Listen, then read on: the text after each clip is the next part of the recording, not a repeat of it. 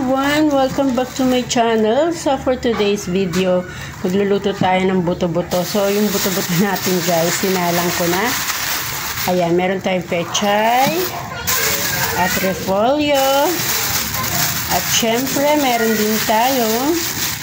Ayan. So babalatan muna natin siya at lilinisin natin siya guys. At ito na ang ating buto-buto. Yan. So naglagay na rin ako dyan ng ayan, konting asin at saka sibuyas.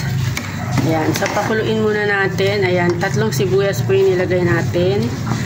Ayan. So mag-add pala ako dito ng pamintang buo para mas malasa siya. Ayan guys. At ilagay natin ang ating pamintang buo. So papalambutin muna natin at hihiwain natin ang ating mga gulay. So natanggalan ko na rin siya ng mga parang bula. Ayan, wala na. Meron pang konti. Ayan, tatanggal-tanggalin natin siya guys.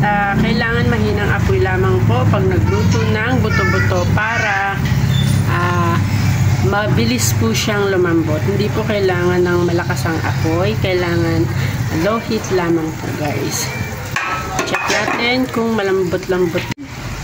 Ito po ay ribs. Ayan, hindi pa. Medyo maya-maya patakpan ulit natin guys. At nalinis na natin ang ating pechay, ang ating repolyo, ang ating patatas.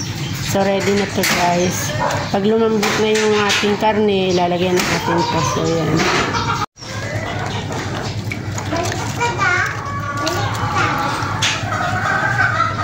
Ilagay na natin ang ating patatas para lumambot, para mas malambot. Dadagdag ulit tayo guys ng tubig kasi medyo malambot na ang ating karne. Yan. Pero pag kumulo pa ulit guys. At mag-add na tayo ng water para marami kasi tayo guys na gulay. Guys, maglalagay na tayo ng pampalasa at saka ito. So ayan guys, kasi medyo marami tayong karne.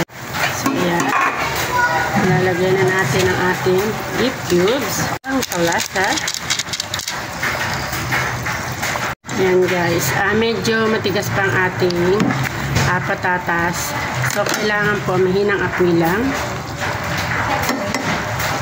Ilalagay na natin ang ating mga gulay. Ayan. Kailangan damihan natin ang gulay kasi mas maganda sa katawan natin ang gulay. So, ilagay na rin natin ang ating pechay. Sandaling kulo lang ito guys. Pwede na siya nating i-off ang ating kalan. Ayan. Kasi medyo madami ang ating buto-buto. Kaya kailangan marami ding gulay. Mahal nga pala ang ating sabak. Kaya hindi nakabili ng sabak. Sayang. Pero okay na to guys. Basta may sabaw at gulay, okay na to. So, konting kulo lang po ito ay ready na to eat. Kaya lang maaga pa is 10 AM pa lang. Kaya maya-maya ang mga bisita ay kakain na lang sila. Ayan. At kumulo na. Ayan, ready na nga ang ating nilagang baboy. So, ayan, I hope nag-enjoy po kayo sa aking mga video. At kung bago ka pa lang po sa aking channel, don't forget to like, share, and subscribe. Ayan, maraming salamat po. Magandang buhay.